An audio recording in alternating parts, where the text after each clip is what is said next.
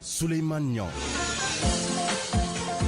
Au sommaire de cette édition, le gouvernement annonce une commission indépendante et impartiale sur les violentes manifestations du mois de mars. Vous entendrez des réactions à cette annonce. La part de vérité du gouvernement sur les émeutes qui ont accompagné l'affaire Ousmane Sonko Adji Sarr au début du mois de mars. Le gouvernement, face à la presse ce matin, le ministre Sidiki Kaba a également répondu point par point à Ousmane Sonko et à des ONG qui avaient accusé l'État d'être responsable des événements. Menaces sécuritaires sur le Sénégal, de plus en plus de voix autorisées s'élèvent pour tirer la sonnette d'alarme, la synthèse de toutes ces alertes dans ce journal. Drame au quartier Saré Kemo de Kolda, la gérante d'un débit de boisson fait une crise cardiaque et perd la vie au cours d'une opération de contrôle de la police. Et puis il y aura notre rendez-vous avec deux spécialistes sur une question d'actualité. Point de vue aujourd'hui sur les défis sécuritaires actuels et émergents auxquels le Sénégal fait face et sur la réponse à apporter à ces dangers. À la mise en onde de ce journal, à Lunba.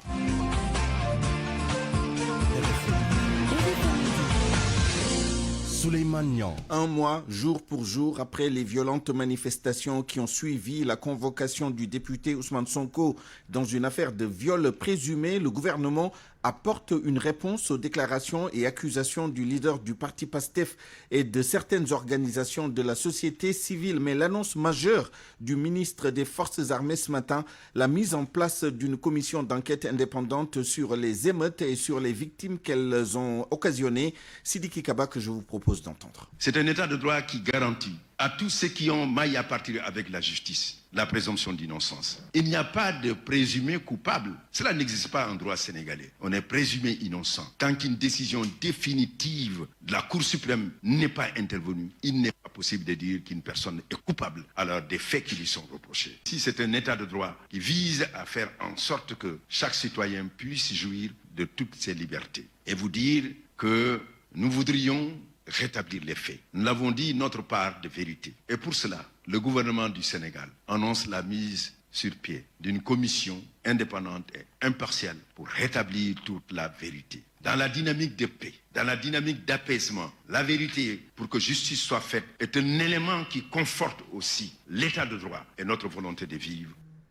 Une commission d'enquête qui sera ouverte à l'opposition et à la société civile selon le ministre des Forces armées qui était devant la presse ce matin, Sidiki Kaba, qui ajoute que c'est cette commission qui va déterminer le bilan exact de ces manifestations violentes et mortelles. Le directeur exécutif d'Amnesty International se réjouit de la décision du gouvernement de mettre en place une commission d'enquête sur les dernières émeutes. Toutefois, Seydi Gassama demande une commission très inclusive. Il est joint par El Hadj Ndiogou. C'est évidemment la demande de toutes les organisations de droits humains après les événements extrêmement violents que le pays a connus. 12 morts comptabilisés par Amnesty International, recensés par Amnesty International, près de 600 blessés par la Croix-Rouge, beaucoup de destruction de biens matériels, également beaucoup de personnes arrêtées et mises en prison. On a besoin de savoir exactement ce qui s'est passé. Nous accueillons favorablement cette annonce du ministre. Nous espérons que l'enquête sera menée par une commission indépendante qui ne sera pas seulement composée des gens de l'État, mais qui pourrait avoir en son sein des avocats, des représentants de la société civile pour évidemment soumettre à la population sénégalaise des conclusions crédibles qui seraient évidemment agréées par tout le monde. Par rapport au rapport d'Amnesty qui épingle le Sénégal, le ministre Sidiki Kaba déclare que le Sénégal n'est pas une affaire en matière de droits de l'homme et que l'État s'acquitte convenablement de ses obligations. Que répondez-vous par rapport à ces propos? Écoutez, personne n'a dit que le Sénégal était un enfer en matière de droits de l'homme. Ce que nous disons, c'est qu'il y a des manquements et que l'État doit faire des efforts pour corriger ces manquements très rapidement. Les violences policières, ce n'est pas une invention des ONG de droits humains. La question des enfants talibés, il y en a près de 100 000 qui mendient tous les jours, du matin et soir, dans les rues du Sénégal. Ce n'est pas une invention des ONG de droits humains. Donc il y a des faits que nous avons rapportés et ces faits demandent des actions de l'État, des actions correctives de l'État. Et je crois que malheureusement, ces actions ne sont pas des actions décisives. D'autres réactions sur cette annonce de la mise en place d'une commission indépendante sur les émeutes du mois de mars lors de nos prochaines éditions. Revenons maintenant sur les autres aspects de ce que le ministre des Forces armées a appelé la part de vérité du gouvernement sur les événements liés à l'affaire Ousmane Sonko Adji Sarr. Avec vous, Salimata Aou, en direct avec nous. Bonjour. Bonjour Suleiman. En dehors de l'annonce de la mise en place de cette commission, que retenir d'autre de ce face-à-face avec la presse ce matin? D'accord. Suleiman, Maître Sidiki Kaba s'est offusqué des nombreuses versions suite aux manifestations au mois de février. Il n'a pas toléré ce qu'il qualifie de graves accusations contre le président de la République, Macky Sall. Par exemple, la remise en question de la légitimité du président, les violations des droits de l'homme et la poursuite du Sénégal à la Cour pénale internationale. Alors, Suleiman, presque toutes les questions des journalistes ont concerné la présence, oui ou non, des forces occultes au Sénégal, mais le ministre des Forces armées a fait dans le clair-obscur parce qu'il n'a pas donné une réponse à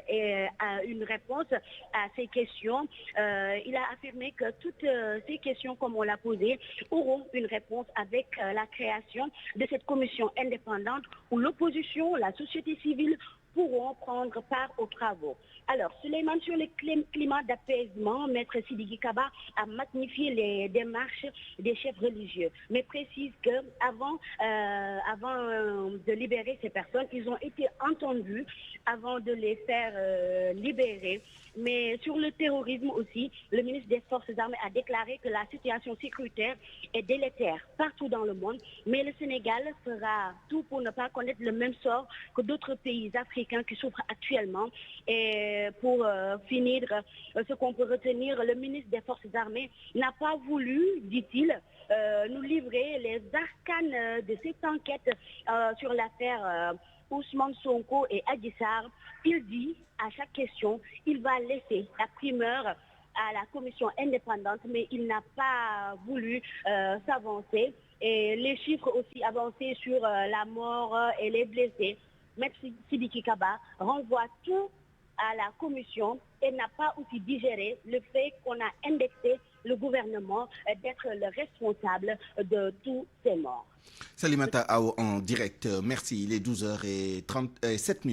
RFM, fréquence de modulation 94.0. La radio en puissance. RFM midi. Accident mortel à hauteur de Kayi dans la région de Kaffrine. La victime est un enseignant formateur à l'INEFJA. Il avait quitté Kaolack pour se rendre à Kayi, mais sa moto a pris feu en cours de route après avoir heurté une charrette. Le corps a été acheminé à la morgue de l'hôpital de Kaffrine. Autre accident mortel, cette fois-ci à Kermanoumbe. Un véhicule est entré en collision avec une moto Jakarta. Le conducteur est décédé sur le coup. Le corps a été acheminé à l'hôpital de Koungheul. Un autre accident survenu à Makayop a fait 12 blessés, tous évacués à l'hôpital de Koungheul également. Au total, la région de Kaffrine a enregistré 3 accidents ce matin. Tristesse et consternation au quartier Sarekemo situé dans la commune de Kolda. À l'origine, la mort d'une dame qui gérait un débit de boisson. La victime aurait piqué une crise cardiaque lors d'une descente des forces de l'ordre dans son lieu de travail.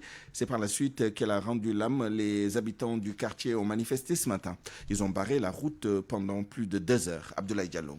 Une dame propriétaire et gérante d'un débit de boissons alcoolisées est décédée après la fouille de ses locaux par des éléments de la police urbaine de Kolda. Les policiers sont venus à Sarekemo, dans notre localité, vraiment pour jouer le rôle, contrôler, je ne sais pas quoi. Quand ils sont venus demander la pièce au mari de la dame, de la défunte là, la police elle est entrée dans cette chambre-là. Elle a fouillé les bagages de cette dame-là. Et quand elle a fouillé les bagages de cette dame-là, la dame est tombée. Et elle a piqué une crise cardiaque. Mais ce qui est déplorable dans cette situation-là, la dame elle est restée seule dans sa chambre, seule, la victime-là. Et la police elle est partie. Alors pourquoi la police abandonne cette femme-là, seule dans cette chambre-là? On aurait pu sauver cette dame-là qui était en danger. Alors la police, quand elle est partie, on a appelé les sapeurs-pompiers. Quand ils sont arrivés, ils ont constaté que la dame a rendu l'âme. La dame a rendu l'âme. Ce qui a suscité la colère des populations de Sarekemo, un quartier de la commune de Kolda. Ils ont barré la route pour réclamer justice. Arrêtons ces bavures-là. Cette population-là, elle mérite plus que ça. Nous sommes dans un pays de droit. Il faut que les forces de l'ordre comprennent cela. Alors nous réclamons justice. Alors nous allons entamer bientôt la procédure judiciaire afin qu'on puisse régler ce problème-là. Alors la deuxième chose, il paraît aussi qu'il y a une forte somme qui a disparu. Après avoir fait le dépouillement en tout cas des bagages de la dame, on n'a trouvé aucune somme dans la chambre. Alors qui a pris l'argent? Les jeunes étaient massés sur la route en empêchant tout passage. RFM Kolda, Abdoulaye Diallo. Nous avons tenté de recueillir la version de la police sur cette affaire sans succès pour l'instant. Nous espérons pouvoir vous proposer cette version dans nos toutes prochaines éditions. La question sécuritaire qui préoccupe le gouvernement du Sénégal, mais aussi d'anciens hommes de tenue, la menace terroriste est de plus en plus pesante, en attestent les sorties de différentes personnalités depuis le mois de mars dernier. Nous vous proposons un flashback sur ces sorties avec Anna Rocha.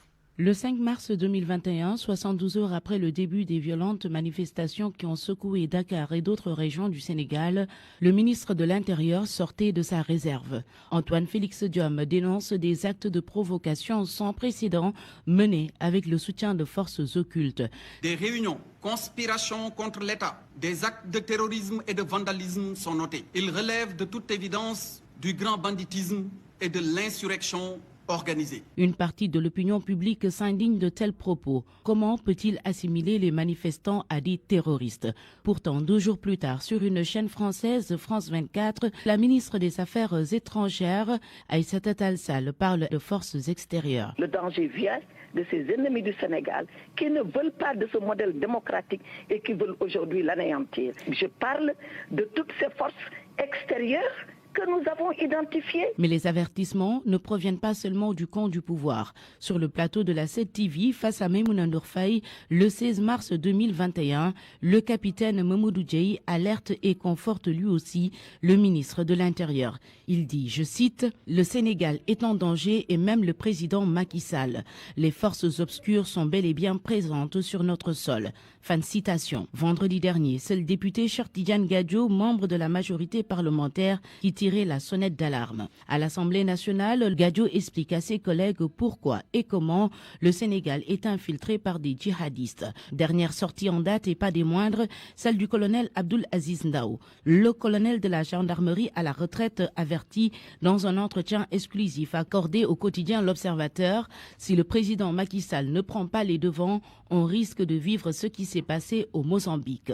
Qui sont ces forces occultes? Le colonel Ndao répond. Ce sont ces gens de mauvaise foi qui, pour des raisons politiques, utilisent des données religieuses ou ethniques pour créer des problèmes. 12h, bientôt 13 minutes. Le président de SOS Consommateurs dénonce la décision de la Sénélec de couper la fourniture en électricité des forages de Ourossogui pour des factures impayées, une situation qui prive la ville d'eau depuis 48 heures parce que les forages sont à l'arrêt.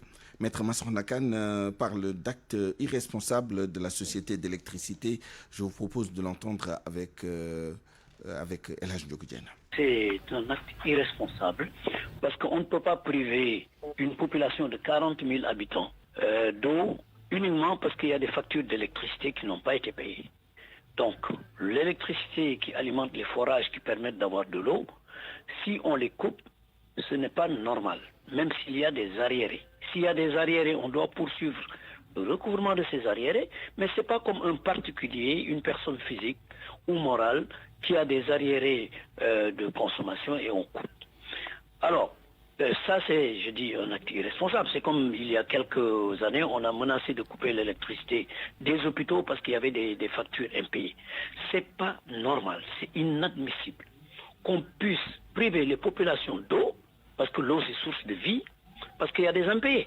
D'autant plus que ces populations, parce que nous avons fait des investigations, ces populations ont payé, ils ont payé les prix d'eau qu'on leur avait demandé, et donc ils ont payé au comité qui gère ces forages, qui n'ont pas reversé, qui ont encaissé, qui n'ont pas reversé à la Sénélec. Donc si la Sénélec doit punir, ce sont les membres de ces comités qu'on doit punir, mais pas les populations. Mais dans des cas comme ça, il ne faut absolument pas que la Sénélec coupe l'approvisionnement aux populations. De son côté, la Sénélec informe à l'instant que l'électricité est rétablie à Ourossogui depuis ce matin et elle apporte des précisions. Écoutons Massamba Fall, le chef d'agence principale de la Sénélec à Matam. Ourossogui nous doit un montant de 47 339 749 sur les 2 forages. Et on a eu à les relancer à maintes reprises sans réaction. On a même eu à aviser les autorités administratives de la région de Matam. Des factures qui sont restées impayées. Moi, je pense que c'est un problème de gestion qui est là et qu'il va falloir vraiment apporter des solutions durables.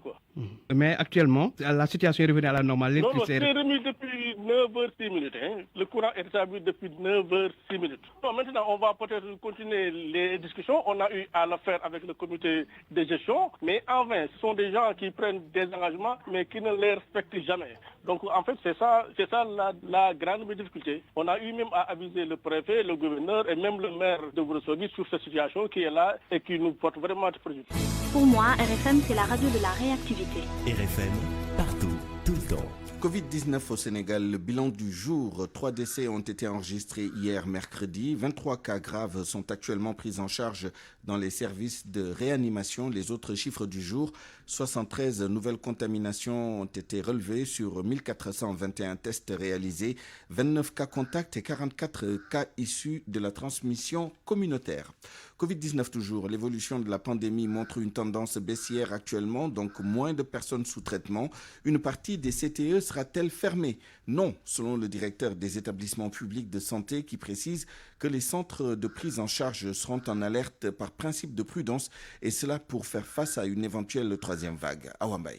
193 malades seulement sous traitement d'après le dernier bilan journalier. Les centres de traitement des épidémies commencent à souffler face à la surcharge de travail qu'ils ont subi les mois précédents. Le directeur des établissements publics de santé déclare qu'il faut rester prudent, donc les CTE restent ouverts, mais les moyens mis à leur disposition vont être revus à la baisse. Ousmane Dia. Non, aucun CTE ne fermera. On va continuer. Au contraire, nous sommes même dans une perspective d'ouvrir le hangar des pèlerins, où on a près de 33 à 36 lits consacrés ou exclusivement à la prise en charge des cas sévères. Donc, d'ici la fin de ce mois-ci, et même éventuellement vers le mois de mai, on sera toujours dans une situation d'observation. Et pour cette raison, on ne fermera pas les CTE, mais on va réduire drastiquement les moyens pour éviter quand même que cela ne soit une perte pour nous. Le risque de troisième vague plane et le directeur des établissements publics de santé estime qu'il est beaucoup plus raisonnable de maintenir une partie des CTE en position d'observation afin qu'ils puissent s'adapter très rapidement s'il y a un rebond intense des cas. Dans une perspective de pouvoir couvrir dans les minutes qui suivent ou bien dans les heures qui suivent, si toutefois la tendance se confirme dans les autres pays et que notre pays, le Sénégal, soit menacé par la troisième vague. 23 CTE, 605 lits, c'est la capacité actuelle de prise en charge des malades de Covid-19 et le Sénégal doit se tenir prêt, renforcer son dispositif de soins pour faire face à toute éventualité et ne surtout pas baisser les bras sous l'effet de la tendance baissière. Toujours dans le secteur de la santé, une enveloppe de plus de 2 milliards pour renforcer les mutuelles de santé de la région de Sédhiou. C'est pour mieux assurer la santé mère-enfant. Le directeur général de la CMU qui était à Sédhiou a rencontré les responsables des 43 mutuelles de santé de la région. Les échanges étaient axés sur la mise en œuvre du projet. Dr Bokar Mamadou Daf, directeur général de la CMU, avec Max Eklid Kanfani. Pour la première fois, je rencontre les acteurs à la base, ceux qui au quotidien gèrent les mutuelles au niveau des communes. Nous avons échangé sur beaucoup de choses et parmi celles-ci, le projet ISMEA qui vise à couvrir les enfants de moins de 5 ans et les femmes enceintes en élargissant le paquet. Donc un paquet plus complet pour les femmes et pour les enfants et aussi à travers la mutualité. Donc la gratuité va rester, mais c'est le projet qui va payer pour donc, les cotisations pour ces cibles-là. Donc ils l'ont bien compris, c'est beaucoup de ressources, plus de 2 milliards qui vont être injectés pour les 3 prochaines années. Maintenant, ça demande quand même une meilleure organisation des mutuelles de santé. Et de ces mutuelles de santé, nous avons analysé les forces et les faiblesses. Je crois qu'on a fait le tour. Nous avons eu une discussion longue, une discussion intéressante et nous sommes arrivés donc, à la conclusion que véritablement on reviendra pour expliquer les détails de ce projet et qu'entre-temps, eux-mêmes, ils vont se concerter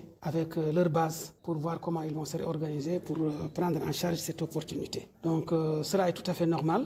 Les fusions des mutuelles ne sont pas obligatoires. Mais je crois que quand on a des opportunités comme ça, on ne peut pas les laisser filer puisque les partenaires qui ont mis à disposition ces ressources-là voudraient aussi avoir la garantie que la gestion va être parfaite. Donc nous n'avons pas de doute que ces mutualistes-là, qui sont des bénévoles, connaissent l'intérêt des populations, savent que c'est vraiment une perfusion qui va porter sur une longue durée, qui leur va être administrée et qu'ils vont le prendre avec les 2 mains. Reparlons maintenant du financement des jeunes dans le cadre de la lutte contre le sous-emploi au Sénégal. Des jeunes de la zone rurale du département de Saint-Louis, notamment ceux de Raou, demandent à ce que les financements aillent aux véritables ayants droit, en clair à ceux qui ont déjà entrepris quelque chose pour leur permettre de booster leurs activités. Ils citent le cas des étudiants de PAL qui s'activent dans la production de lait et de jus de fruits.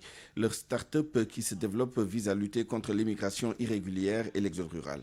Mohamed Nabissila. Des jeunes de l'arrondissement de Raou veulent que les financements annoncés par l'État du Sénégal aillent aux plus entreprenants. À titre d'exemple, ces étudiants de PAL qui ont développé un start-up dans la production de lait et de jus de fruits. Nous faisons des transformations de jus locaux comme le bissap, le gingembre, tamarin, pain de singe, bissap blanc, bissap rouge, des melons. Pastèque aussi, des mangues. Le processus, c'est quand de le bouillir, on va le laisser reposer 3 heures de temps.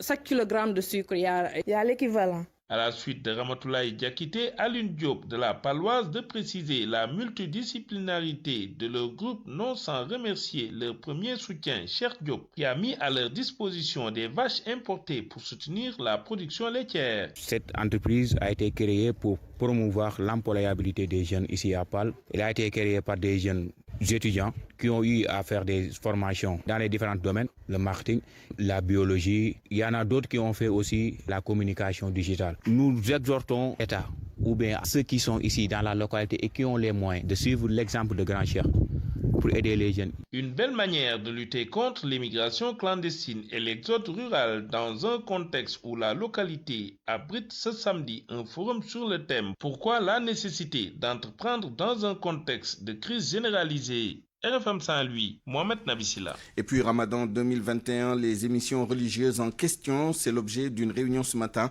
entre le Conseil national de régulation de l'audiovisuel et les acteurs concernés. Une réunion co-organisée par l'association islamique pour servir le soufisme. D'importantes déclarations sont annoncées à l'issue de cette rencontre. RFM. L'actualité internationale.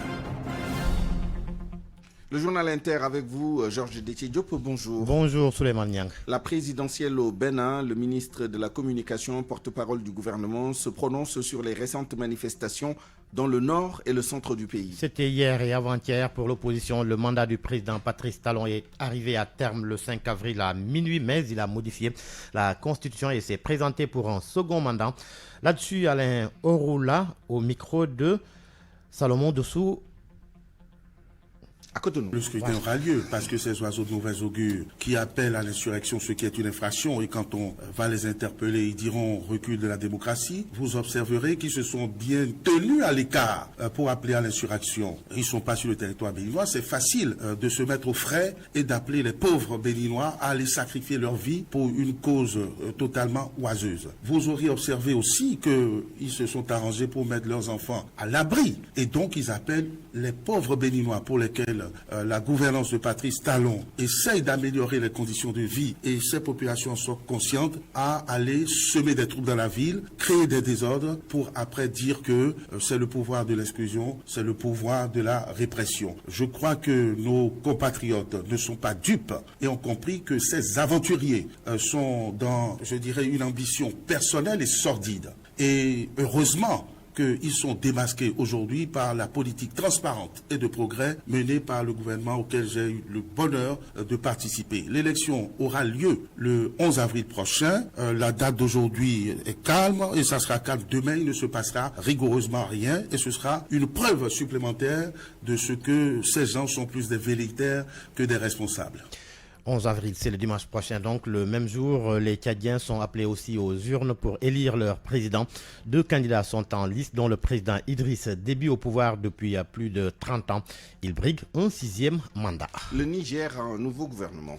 La nouvelle équipe est composée de 33 ministres, dont 5 femmes. Ce premier gouvernement de Mohamed Bazoum et Rajni est essentiellement composé de personnalités des partis de la mouvance présidentielle qui ont soutenu la candidature du président Bazoum, entrée en fonction le 1er avril dernier. En Mauritanie, première sortie publique de l'ancien président Mohamed Ould Abdelaziz après son inculpation le 13 mars dernier. L'ex-président placé sous contrôle judiciaire a appelé les Mauritaniens à le rejoindre dans un parti politique. Mohamed Diop à Nouakchott. C'est dans une lettre adressée au peuple que l'ex-homme fort de Mauritanie appelle ses concitoyens à le rejoindre dans le parti Ribat. Un parti pas très visible sur la scène politique, mais qui pourrait permettre à un retour politique.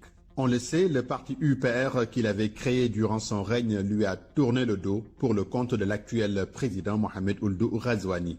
Dans sa lettre, l'ex-président dresse un tableau sombre du pays et impute la responsabilité à l'opposition et aux soi-disant majorités, selon ses termes. Et Mohamed Ould Abdelaziz de considérer que la Mauritanie a connu après lui un recul démocratique et un recul dans les libertés individuelles et collectives. Lui, qui est inculpé dans une affaire de malgouvernance et de détournement de fonds publics, estime que le pouvoir de son successeur est entaché de corruption, de clientélisme et de népotisme. Mohamed Diop, Nouakchott, RFM. Le Mozambique, pour terminer, l'armée a repris le contrôle de la ville de Palma. Cette ville située près d'un site gazier exploité par Total était tombée aux mains de groupes terroristes fin mars. Et c'est après plusieurs jours de combat que les forces gouvernementales ont annoncé avoir repris donc le contrôle de Palma. L'attaque revendiquée par l'organisation État islamiste a tué officiellement des dizaines de civils, policiers et militaires, mais le nombre réel de victimes n'est pas encore connu. Selon l'Organisation internationale pour les migrations, environ 11 000 personnes ont fui cette zone depuis fin mars. Merci Georges Détié-Diop, il est 12h26. Parole aux auditeurs. L'actualité, qu'en pensez-vous? Moi, je pense que vous devrez. Réagissez dans nos éditions d'information sur l'actualité. Bonjour. Du lundi au vendredi, vous avez la parole sur RFM. Rendez-vous dans une dizaine de minutes. Point de vue aujourd'hui sur les défis sécuritaires actuels et émergents auxquels le Sénégal fait face et sur la réponse à apporter à ces dangers. Nous en parlerons avec le docteur Abdoulatif Aïdara, directeur de l'Observatoire des menaces terroristes, des radicalismes et des risques criminels du Centre africain d'intelligence stratégique, et avec le colonel Mamadou Hatch, colonel de l'armée à la retraite. RFM Sport. L'actualité des sports avec vous, cher Tidiane Diagne, bonjour. Bonjour à vous Suleiman et bonjour à tous. La belle prestation de Gana Gueye hier lors du quart de finale aller de la Ligue des Champions, une bonne note est distribuée aux lutins sénégalais. Oui, ce qui n'est plus arrivé Suleiman depuis assez longtemps, le milieu du PSG, et c'était sur tous les bons coups hier avec une note de 7,5 sur 10. Seul Keylor Navas, Mbappé et Neymar ont fait mieux que le Sénégalais, et dire que pendant très longtemps, Idrissa Gana Gueye était sur la sellette puisqu'annoncé plusieurs fois sur le départ. Mohamed Gandour, consultant, loue les performances de Gana Gueye. Moi, je vais plutôt parler de Idrissa Gana Gueye qui a été très utile à l'Alliance Arena. Il a couvert pas mal de terrain, surtout sur la largeur. Il a récupéré beaucoup de ballons dans un secteur qui était normalement et qui est dominé par le Bayern de Munich. Donc, son association au milieu avec Gana, Danilo et Diallo, je pense qu'il s'en est très bien sorti. Il est monté en puissance. C'est vrai qu'au début du match, il était un peu dépassé dans les airs, surtout avec son duel avec Choupo-Moting, mais il est revenu dans le match. Je pense que on va dire que Gana a été consistant, il a été rassurant. Sa prestation, moi, si je devais noter, j'irais pas par chauvinisme ni par patriotisme, j'irais sur un 7 sur 10 pour Idrissa Gana Gueye. Aujourd'hui, l'avenir de Gana au PSG dépend surtout de Pochettino. Dans quelle configuration le PSG veut jouer. Ce PSG-là, s'il veut aller très loin aussi dans la compétition, a besoin de tous ces éléments forts. Et je pense que Ghana, par son expérience et par tout ce qu'il a vécu, surtout dans le championnat anglais, en première ligue, habitué à l'adversité, au match choc tous les week-ends, sera très précieux pour le Paris Saint-Germain. Après donc 19 matchs sans défaite en Ligue des Champions, le Paris Saint-Germain a infligé hier au club bavarois son premier revers en C1. C'était en quart de finale aller. Score 3-2 avec notamment un doublé de Kylian Mbappé, ce qui n'est plus arrivé depuis le 13 mars 2019 où le Bayern Munich a été dominé par Liverpool de Sadio Mané. C'était en huitième de finale retour. Moins de difficultés par contre pour Chelsea d'Edouard Mendy qui est allé battre hier par 2-0. L'FC Porto Maison-Mount et Ben Chilwell ont marqué les buts des Blues. Mardi dernier, Manchester City a reçu et battu petitement la formation de Dortmund 2-1 et puis le Real Madrid qui prend une bonne option après avoir battu sur le score de 3-1 Liverpool de Sadio Mané. Aujourd'hui donc c'est l'Europa League qui va prendre le relais ce soir avec les quarts de finale aller à 19h. Grenade contre Manchester United, un match qui va certainement intéresser les Sénégalais. C'est celui du Slavia de Prague où joue plutôt Abdallah Sima, nouvellement appelé en équipe nationale du Sénégal. Ils sont en déplacement à Londres pour affronter Arsenal. À la même heure, 19h toujours, Aix-Amsterdam contre AS Roma, le Dynamo de Zagreb accueille les Espagnols de Villarreal. Retour au Sénégal, le stade de Mbour rend hommage à Augustin Senghor, nouvellement désigné vice-président à la CAF. Oui, le club de la Petite Côte compte ainsi magnifier cette belle promotion du football sénégalais par le truchement du président de la FSF, la Fédération sénégalaise de football. La cérémonie est prévue dimanche prochain lors d'un match du championnat. Nous allons écouter Abdoulaye Gueye, qui est le vice-président du stade de Mbour. Nous célébrons en effet le dimanche 11 avril, Maître Augustin Senghor, qui vient d'être nommé premier vice-président de la CAF. Pour rappel, le Stade de Mbour avait été à l'instar de la Ligue, l'un des clubs sénégalais, à faire une motion de soutien à la candidature du président Augustin. Et comme suite à cette action, aujourd'hui qu'il a été élu premier vice-président de la CAF, un poste hautement important, nous estimons qu'il fallait le présenter aux Sénégalais et montrer que nous avons dorénavant un champion. Le premier Sénégalais a occupé ce poste, mais surtout montrer que le football sénégalais est aujourd'hui au firmament du football africain. Et c'est le sens de cette manifestation. Et au passage, nous remercions le ministre Matar Ba, qui est notre invité d'honneur pour cette manifestation et qui a accepté de rehausser cette manifestation de sa présence. Nous remercions toutes les autorités sportives et administratives de Fatick, de la région de la ville de Fatick, qui ne ménagent aucun effort pour nous soutenir dans cette manifestation. Je pense qu'ils ont compris la dimension. Aussi, nous remercions le président Augustin qui a accepté d'honorer de sa présence cette manifestation. Sera certainement en présence de ses vice-présidents et de tout le Gotha du football sénégalais. Parce qu'en réalité, il s'agit d'honorer le football sénégalais, de montrer qu'aujourd'hui, nous pouvons nous enorgueillir d'avoir un football qui est au firmament du football africain. Voilà donc cette cérémonie de Sargal à l'endroit du président de la Fédération sénégalaise de football, Augustin Senghor, qui est plutôt désigné récemment premier vice-président à la Confédération africaine de football, une initiative du Stade de Mbour, club de Ligue 1 sénégalaise de football. Cher Tidiane Diagne, merci. La presse de ce jeudi 8 avril 2021 passée en revue par Georges Détidiop. L'alerte de Abdoulaye Aziz Ndaw. Dans un entretien accordé à l'Observateur, le colonel de la gendarmerie à la retraite met en garde contre ces forces occultes qui ouvrent la voie aux terroristes. Au menu des échanges, l'option du chef de l'État d'équiper davantage l'armée, le terrorisme, les autres menaces de tout ordre, l'exploitation future du pétrole et du gaz, la crise casamançaise. Le colonel Abdoulaye Aziz Ndaw affirme qu'il faut que les Sénégalais soient conscients des dangers qui nous guettent. Il ajoute aussi que si le président Macky Sall ne prend pas les devants, on risque de vivre ce qui s'est passé au Mozambique. Le chef de l'État qui a présidé hier la réunion hebdomadaire du Conseil des ministres.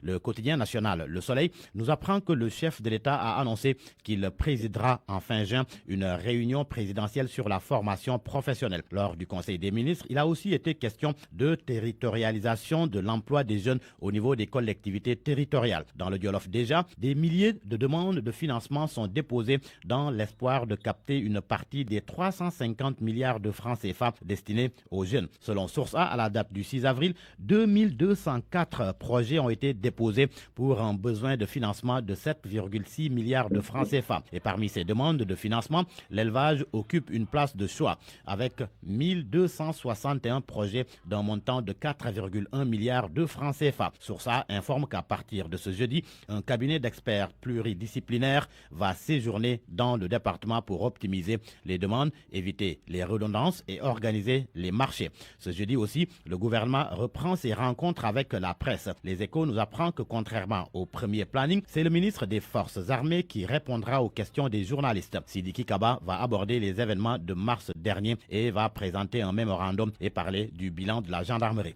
Sous un autre registre, les Échos soulignent que Amnesty International vilipende le Sénégal avec un tableau sombre de la situation des droits humains. L'ONG a publié hier son rapport annuel 2020-2021. Tribune et l'AS s'en font d'ailleurs l'écho. L'AS affirme qu'Amnesty épingle le Sénégal. Pour Tribune, le Sénégal est dans la zone rouge. Entre autres manquements relevés par Amnesty, le recours excessif à la force, les atteintes à la liberté d'expression et d'opinion, le surpeuplement des centres de détention, les atteintes sexuelles sur les enfants, les homicides ciblés, l'accaparement des terres. L'AS ajoute que selon Amnesty, la communauté homosexuelle, les détenus et les enfants sont victimes de violations de leurs droits au Sénégal. Au Sénégal, en 2020, le secteur des assurances a pesé 203 milliards de francs CFA. C'est ce que rapporte en tous les cas le Témoin. Le journal souligne que malgré la crise économique et sanitaire, les assurances se sont frottées les mains avec un excellent chiffre d'affaires de loin supérieur à celui de 2019. Le journal souligne que malgré la crise économique et sanitaire,